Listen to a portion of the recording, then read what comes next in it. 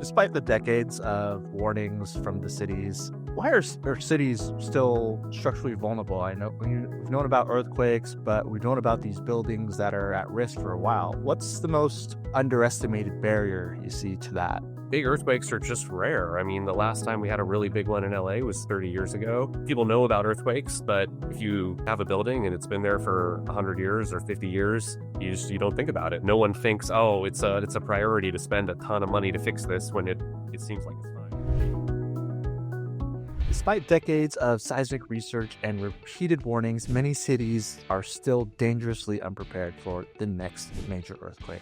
Relying on building codes alone is a risky bet, one that could put lives and local economies in jeopardy when the ground begins to shake. What's really preventing us from taking meaningful action towards resilient structures? Today's guest is Joe Demers, a civil engineer at Alpha Structural, who has more than 18 years of experience in structural repair and design.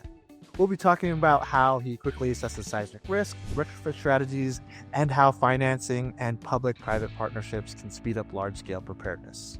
Before we jump in, I wanted to tell you about our AEC PM Connect event, where emerging and experienced leaders can learn about real-world strategies to drive performance, empower teams, and lead with purpose. Our next event will be on June 10th, 2026 at the Fords Gate Country Club in New Jersey. Visit aecpmconnect.com and register today.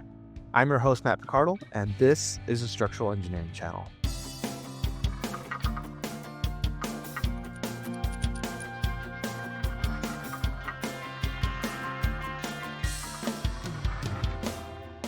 Joe, thanks so much for joining us. Can you tell our listeners a little bit about yourself and how you got started in structural repair and seismic resilience? Sure. I graduated from Cal Poly San Luis Obispo in 2003. I've worked for a couple companies since then. I started working with Alpha Structural in 2016, and most of my experience before that was in new construction, custom homes, things like that. But here at Alpha Structural, we do retrofits, we do repairing buildings, and I didn't realize how much of that is really needed. LA, it's not like we have really, really old buildings here, but even just a little bit old buildings, they need a lot of work, they need a lot of repair, and so there's a lot of work to be done, and that's how I got into it. Yeah, for me, it was working in started off in new design, and then also getting into the retrofits or the additions. Yeah, those are sometimes, or a lot of the times, a lot more interesting, at least for me, just because they're very unique, right? It's not just a cookie cutter. Yeah. It's, we got to figure out what this building's about and the deficiencies and come up with a unique solution. It's a lot trickier when you're doing a new building. It's just like a blank set of plans. Everything's new. You can know exactly what you're doing. But when you're doing retrofits or additions, you're always walking into different things you don't expect, and you go out to the site, and this is a lot. Takes a lot of creativity, a lot of adjusting, and it's different. Never know what you'll find when you open up the building. Yeah. Mm-hmm. Despite the decades of warnings from the cities, why are cities still structurally vulnerable? I know we've known about earthquakes, but we've known about these buildings that are at risk for a while. What's the most underestimated barrier you see to that? I think the thing is that big earthquakes are just rare. I mean, the last time we had a really big one in LA was 30 years ago. And, people know about earthquakes, but if you have a building and it's been there for 100 years or 50 years, you don't think about it. No one thinks, oh, it's a priority to spend a ton of money to fix this when it seems like it's fine. Yeah, it's like whenever there's an earthquake, I think the last big one was out in the middle of Central California, but where there wasn't a lot of buildings. And so people will see the headline, oh, a big 6.0 earthquake happened in California. Oh, it looks like we're fine. It's like, wow, it's nowhere near Los Angeles or a big city. Yeah. And then there was one just go about their day. Yeah, there was one on the Central Coast in, I think it was 2004. And that's what it's like. If it doesn't hit LA or San Francisco, you don't hear about it much. So, yeah. Yeah, they feel a little shaking. Because I just remember the ground shaking, but I don't think I've ever been in like a massive earthquake in Los Angeles. And definitely some big shakes, but nothing that you would see in terms of, like Japan or in South America where there's just lots of buildings falling down. But yeah, I don't think Yeah. we've faced that. And that is a testament to how well we generally do as building buildings. I mean, the same earthquake in Iran or Turkey. Yeah, there's a recent one in Turkey just a couple of years ago, and the devastation is just massive. And it's the same earthquake we had in LA in '94 or in the Bay Area in '89. But we build buildings a lot better, and you notice it when we don't have it. And so we do a lot better with those things than a lot of other countries. Yeah, I guess that's the thing too, right? Where I remember the Northridge earthquake. I think one of my mentors was telling me like, yeah, there was Northridge earthquake was the last big one that he remembered, and you would see on the news, bridges falling down, houses falling down, but so you think it was a disaster, but I think in the overall scale of things, I mean, the majority of the buildings were still good and Yeah. still functioning. But that's what you don't want, right? You don't want to see those buildings shouldn't be falling down like that. So that's why it's Right. still a big risk. Mm-hmm. Transform your technical experts into impactful leaders with EMI's Engineering Leadership Accelerator. Tailored for AEC professionals, this program enhances communication, delegation, and decision-making skills. Flexible, interactive, and designed to fit your team's schedule. Elevate your team's leadership capabilities today. Visit engineeringmanagementinstitute.org and click on corporate training. What are the fastest ways to triage a building when you're assessing it for seismic risks, like the top red flags, quick checks, first calculations, or models to consider? Okay, well, one type of building that we've done a lot of work with here at Alpha Structural is soft stories. And if you know what those are, they're easy to identify. It's when you see an apartment building that's, maybe 2 or 3 or 4 stories high and the parking is all underneath. And that whole side it's just open with a couple little posts. Those are really obvious. And we've done a ton of work with repairing those. If it's just a single family residence that, a lot of people live in, just a single 1 or 2 story house, a lot of it has to do with just having adequate anchorage between the house and the foundation. Most houses built in the last 50 years are fine. Older houses need a little work, but we can look under the crawl space and we can identify that really quickly. And those are pretty easy to fix. Yeah, in terms of there's those red flag buildings that you're mentioning, like the soft stories. There's I think in California, the unreinforced masonry, those old unreinforced masonry buildings, Mm-hmm. and non-ductile concrete. Yeah, so if you see a brick building, and old buildings are like this a lot, you see a brick building, and then you can see kind of like along the top of the wall, there's like a little row of these little square metal plates. That's tying the wall into the roof, so that building has been retrofitted. If you ever don't see those, either it's a more modern building where it was just built in that way, or that's a building that needs to be retrofitted, and that's something that could be identified quickly. And once you know to look for those, you see them in every single brick building you see. Yeah, that's another common deficiency.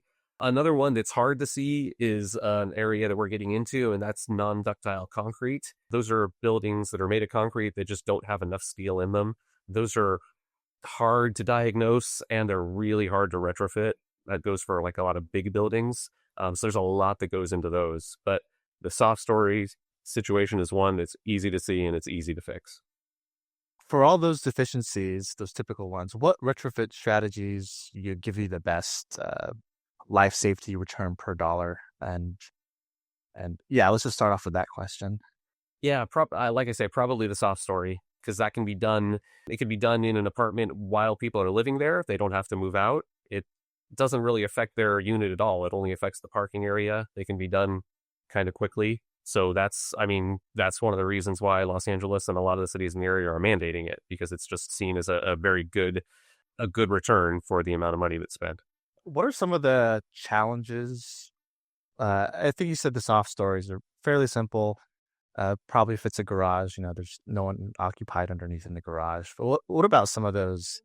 Maybe it's unreinforced masonry buildings. Do you encounter challenges when there's occupancy already involved, or do you try to just do everything you can to make sure they stay occupied, or sometimes you just have to go? with the non-ductile concrete buildings, those are really tough because they take a long time, and usually the building has to not be occupied for, it could be 6 months, it could be a year, and that's that's a major, if that's a business or if that's where people live, that's a major cost, and it's really difficult to do. So there is a mandate in Los Angeles to fix those buildings now, but it's going to be tough to get those done, I think. What are some of the challenges that, because you were mentioning in terms of, oh, they were forced to do it. Do you find, because of that mandate, is that causing a lot of owners to do it, or do some of the owners like really care about their buildings? We're just like, oh no, we really should get this taken care of right away, or well, let's just wait until the deadline, right? Until we have to do Okay. it. Like, what do you see? Yeah, that's a good question. So before the mandate, the number of people that were doing soft story retrofits was pretty small. I mean, most people didn't know what they were. They didn't know they needed it. And, you're not going to just volunteer to do something at a high cost unless it's clear that you need it. But some people did.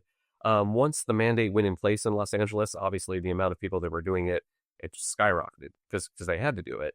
But people started doing it in other cities as well where they weren't required to. I think as more companies, figured out how to do it well. And then there's a lot of people who own multiple apartment buildings. They may own buildings in LA and then also in, Long Beach or Torrance or something. And so when they were mandated to get theirs fixed in LA, they said, oh, the other buildings I own look just like this. Maybe they need it too. So then they would get it done voluntarily.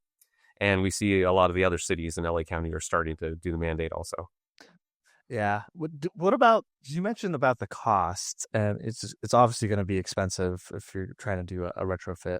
I'd probably say most of the time for those types of retrofits where they're just structurally deficient. Do you see anything that could, or are there programs that are available for owners, maybe even residential house owners, that can help them with that financial package to make it easier, or do you think there should be some type of incentive to make, to encourage owners to retrofit their buildings? Mm-hmm. So for single family homes, there's the Earthquake Brace and Bolt program where the city will actually, I think it's all of LA County, they will provide a certain amount of money for you to get the work done. And so that's definitely an incentive, and a lot of people have taken advantage of that. For soft stories, there's not a program where they will pay for it, but there are, my understanding is there's certain things you can do with the rent where you can't necessarily raise the rent a certain amount under certain conditions, but with the soft story mandate in particular, you can take that cost and you can spread it out over 10 years, and whatever, you need to raise the rent to make up that amount of money in that time, that they could do that. So, I mean, they pass it on to the residents, but spread over a lot of people over a lot of time, it's not that much. But the ability to do that definitely makes it a lot easier for owners to be able to come up with that amount of money. Yeah, I know I think that's one thing where you see the problem, but then you see the cost of it. And then I feel like some homeowners will be like, we're fine. We haven't had an earthquake in a while. Right? Yeah. Do you see what some of what decision frameworks are there that work best for homeowners versus commercial portfolios? Maybe downtime and maybe related to functional recovery. What do owners versus residential or commercial, like what are the differences that they're thinking about when they're trying to retrofit their homes or their buildings? Well, and I think this is one of the reasons why there's a mandate for larger buildings, but there's not a mandate for individual homes, is that it's when it's your individual home, it's kind of up to you. It's your risk, it's your stuff in the house. And, single family wood homes do pretty well in earthquakes. They're flexible and they're light. But when you're an apartment owner, it's other people that are living there. It's other people's stuff. So they don't want it just to be up to the apartment owner on whether or not they want to do it. So that's a situation where it makes more sense that authorities would mandate the work. It's not just up to the owner whether it's worth it to them. Yeah, I think even just talking to just like random people, my friends that, they own homes, just their families, they always ask me about like, hey, you're an engineer. What happens if we have an earthquake? Is my typical single family house going to be affected in terms of an earthquake? And I think, like you said, I think most of those are probably going to be okay. But just in case, they could look into getting their house checked out. I remember telling them about what happened in like the past, one of the larger earthquakes where the houses would slide off of their foundations. Hmm. And that's an easy fix, especially if you have Yeah. access to underneath your house, right? Yeah. People ask me that a lot too. That's what it's one of the things they always ask when they buy a home. They ask me about that. Yeah, like you said, just bolting a house to the foundation is easy, and that's not a problem for houses that are less than 50 or 60 years old. I tell people if you live in a single family wood home, the biggest problem is if you have a tall shelf with heavy stuff on it. That's going to be a bigger problem than any kind of damage to your house. Is stuff falling out of the cabinets or falling off of the tall shelf. Yeah, sometimes that's not like they're expecting a bigger answer. Like, oh, what if Yeah. there's an earthquake that happens? What should I do? Should I run out of the house? Should I do this, do that? Or it's like, no, yeah, Yeah. your shelves that are not connected to the walls. That's Yeah. the biggest And problem. Your houses. there's a lot of stuff that's kind of come up over time. Some people say get under a table. Some people say get in a doorway. It's I don't know. I mean, it's going to be a few seconds. You don't really have time to do anything. I would say just look out and make sure there's not something directly above you that's going to fall on you. I think that's about all you can do when you're living in a house like that. Yeah. And so when you're doing a retrofit project, like what phasing or temporary works, or like how do you go in there without disrupting the business or the home? Like, are there some tactics that you use? Yeah, it depends on the project. I mean, for bolting or bracing a single family home, you go under the house. The family, they like barely even know you're there. You get it done in a day or two, and there's not much disruption at all. For a soft story, the work is obviously done in the parking area. You're going to lose a couple parking spots, possibly for the whole duration of the retrofit, which would be a couple weeks, maybe a couple, a month at most. We can usually do it where we are working in the area during the day, and then we clean out everything, and then you can still park there overnight. So it's not as disruptive. Even if we're digging new foundations, we can put plywood and everything over them, and you can still just drive right over them and park at night. It depends on how tight the area is, how much room there is. But there's going to be some disruption. For a much bigger building, we can do it kind of in pieces. We can do it kind of one area at a time. So there's only a few parking spots, lost at any given time instead of doing it all at once. For the most part, it could be done with not too much disruption. I'm wondering, when you talk to clients, are they often surprised on why their buildings are, how come my building is like this? You guys built it, or, some other back in the day they were built. Was it just a deficiency of the code most of the times that you're seeing, or maybe construction, or maybe all of the above? Yeah, I would say it was mostly just a problem in the requirements. We learned here in LA, we learned a lot about earthquakes from the Northridge earthquake. That's when we learned mostly about the non-ductile deficiencies and the soft story deficiencies. So it's not that the builders did a bad job before. It's just we just didn't really have a full understanding of what was required to make these buildings work. And a lot of times that's just the best we could say. We could say, this building was built 60 years ago, and we just didn't quite fully comprehend this deficiency at that time, and so now we have to fix it. Unfortunately, there's I don't know if you want to get to this later, but there's a little bit of a disincentive in improving your building sometimes.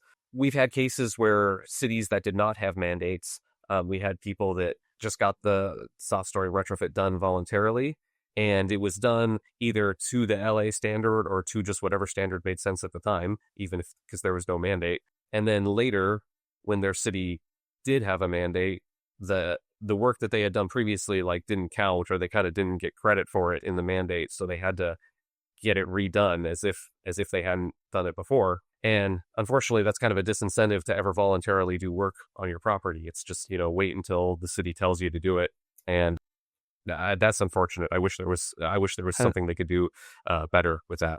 Is that just them not keeping track, or what caused that, in terms of they would do a voluntary retrofit and then all of a sudden doesn't count? Well, in a particular case I'm thinking of, it's because the mandate doesn't just say bring it up to code, or it doesn't just, doesn't say build it to code. Like, the mandate is kind of a small code itself. And so any work that was done before the mandate, they couldn't have built it to that standard because that standard wasn't out yet. So it was just built according to engineering judgment, or kind of to what the code was. It was based on the best information, we had at the time to do this retrofit. So then when the mandate actually came out, it didn't quite meet all the requirements of it. So in this case, we were able to use some of the work that was done and kind of incorporate it into the design so that some of it would count for the new design. But we did have to do additional work on it to fulfill the actual, letter of the mandate. Oh, there were some like checklist items that wasn't in the voluntary. Yeah, right. And then, got to go back in and add these additional things that weren't included. Yeah. Are you involved in, just a follow-up question for that, are you involved in any of the code's mandates? I think CIOSC they got committees on that type of stuff, or?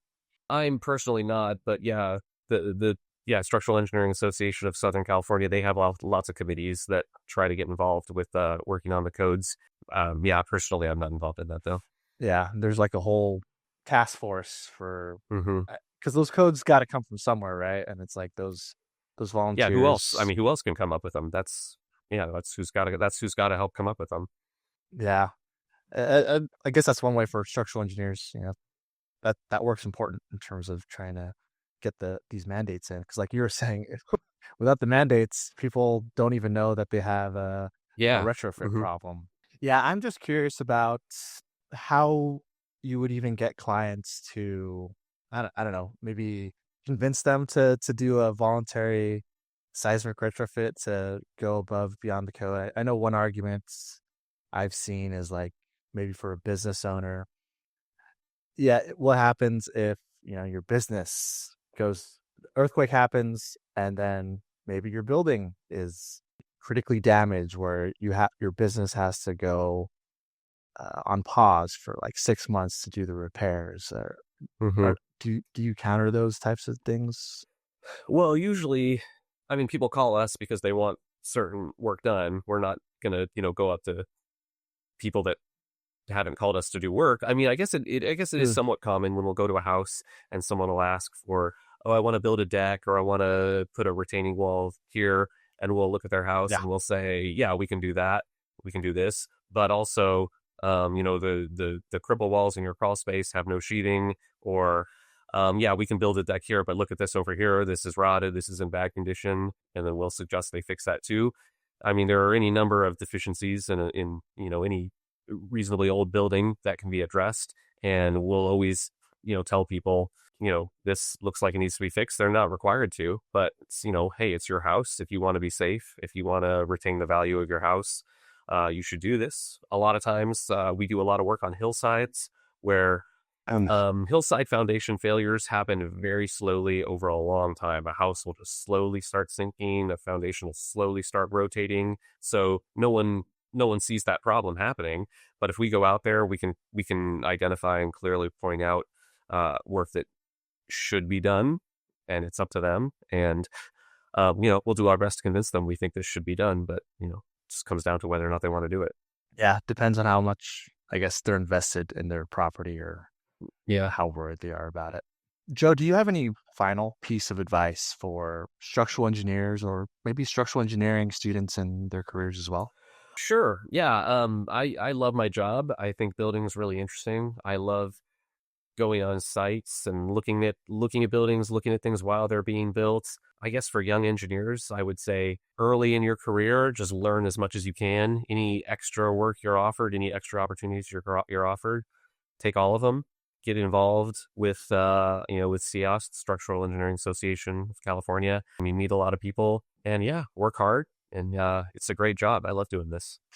Yeah, thanks so much, Joe. I definitely agree with you. I think it's a great profession, and it's very fulfilling in terms of the projects that we get to do. So definitely appreciate you coming on and sharing your advice and your experiences with us. Okay, thank you very much. I hope you enjoyed the episode today. We would love to hear your feedback, comments, and/or questions. To leave them, please visit structuralengineeringchannel.com. There you'll find a summary of the key points discussed in today's episode, as well as links to any of the resources or websites mentioned during this episode. Don't forget to subscribe to Apple Podcasts, Spotify, or wherever you listen to your podcasts. Until next time, we wish you the best in all of your structural engineering endeavors.